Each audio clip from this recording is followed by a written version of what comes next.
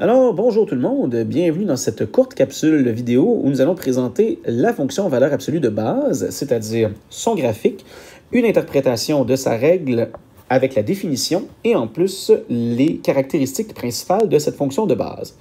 Alors, la fonction valeur absolue de base, c'est une fonction qui, à chaque nombre réel, associe sa valeur absolue.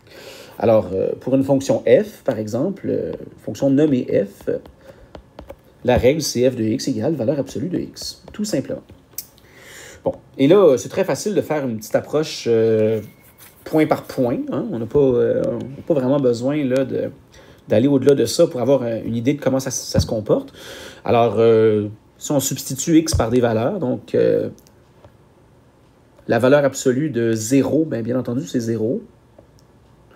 La valeur absolue de 1, c'est 1. La valeur absolue de 2, c'est 2, et ainsi de suite. Donc, on a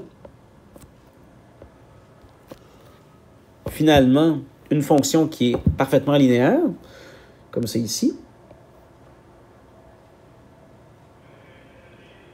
avec, dans le fond, on comprend que c'est y égale x, hein, parce que quand les x sont positifs, les y valent exactement cette valeur-là, pas de changement de signe. Et lorsque les abscisses sont négatives, on va prendre la valeur absolue de ces abscisses-là. Alors, à la valeur absolue de moins 1, c'est 1. Alors, j'ai un point ici. La valeur absolue de moins 2, c'est 2, et ainsi de suite. Moins 3, 3. Et voilà. Alors, j'ai ici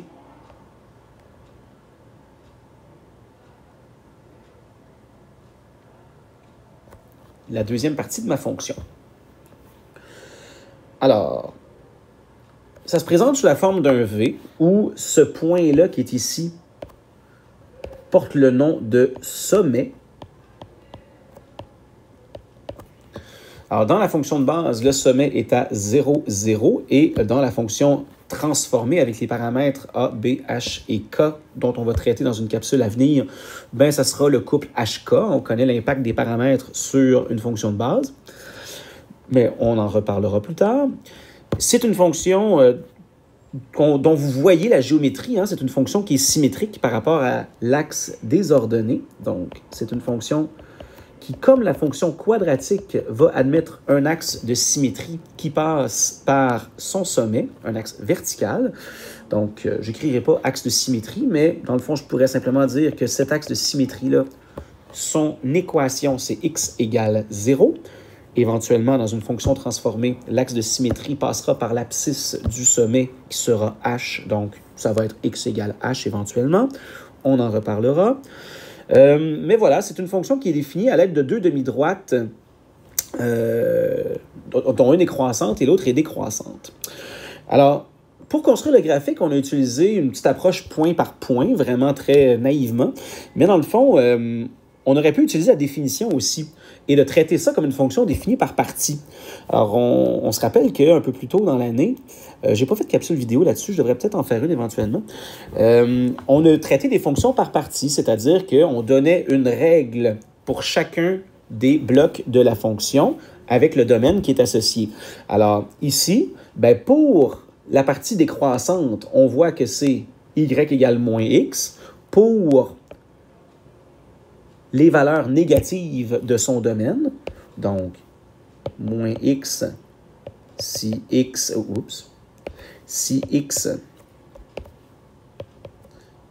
est inférieur ou égal à 0, ça n'a pas vraiment d'importance, je peux mettre l'égalité aussi. Et ici, ça suit le modèle y égale x pour des valeurs positives de la variable dépendante, donc x si x est plus grand ou égal à 0. Et cette définition-là par partie, si vous vous souvenez ce qu'on a vu dans la capsule précédente ou au cours précédent, c'est exactement la définition de la valeur absolue. Okay? Alors, tu reprends la définition comme étant un modèle de fonction par partie. C'est carrément ça. Alors, voilà, donc ça nous fait quand même un bon lien avec la définition de la valeur absolue. Je pense que c'est intéressant de le voir également comme une règle par partie pour la fonction. Maintenant, alors, petite analyse, ça va être assez court. Le domaine, c'est l'ensemble de tous les nombres réels, parce que on peut évaluer la valeur absolue de n'importe quel nombre réel. Il n'y a pas de nombre réel qui ne se prête pas à une valeur absolue, donc il n'y a pas de trou dans le domaine.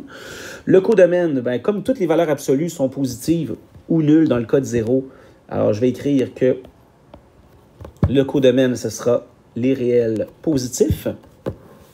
On peut écrire de 0 à l'infini aussi. Alors 0, ben, pour x égale 0, on n'a que f de x vaut 0. Donc, c'est la position du 0. Dans la fonction de base, il s'agit du sommet.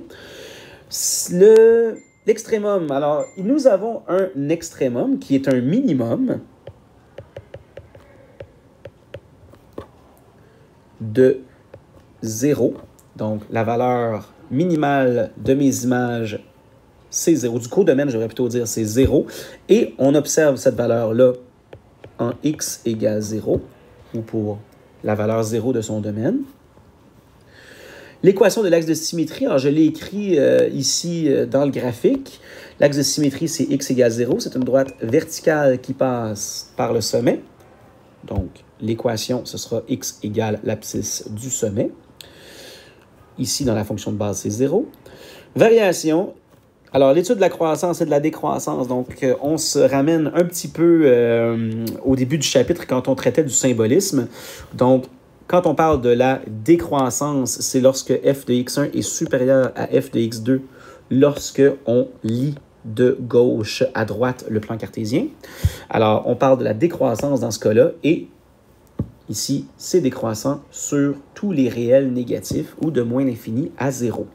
Alors, je vais dire que sur l'ensemble des réels négatifs, la fonction est décroissante et inversement, la fonction va être croissante, c'est-à-dire les images vont de plus petite à plus grande lorsqu'on est pour des valeurs positives de la variable indépendante ou pour des x positifs. Alors, je vais écrire ici réel positif. En passant, si vous n'êtes pas familier avec cette écriture-là pour la croissance et la décroissance, je vous invite à aller rejeter un petit coup d'œil sur la capsule vidéo qui porte sur le symbolisme, où est-ce que j'ai tout expliqué le sens de ces symboles-là. Je vais mettre un lien vers cette capsule-là dans la description ici en bas. Alors, vous pourrez aller jeter un petit coup d'œil à tout ça si vous voulez vous rafraîchir la mémoire sur le symbolisme et l'écriture liée à la variation. Et la réciproque, donc la réciproque de la fonction valeur absolue est une relation non fonctionnelle.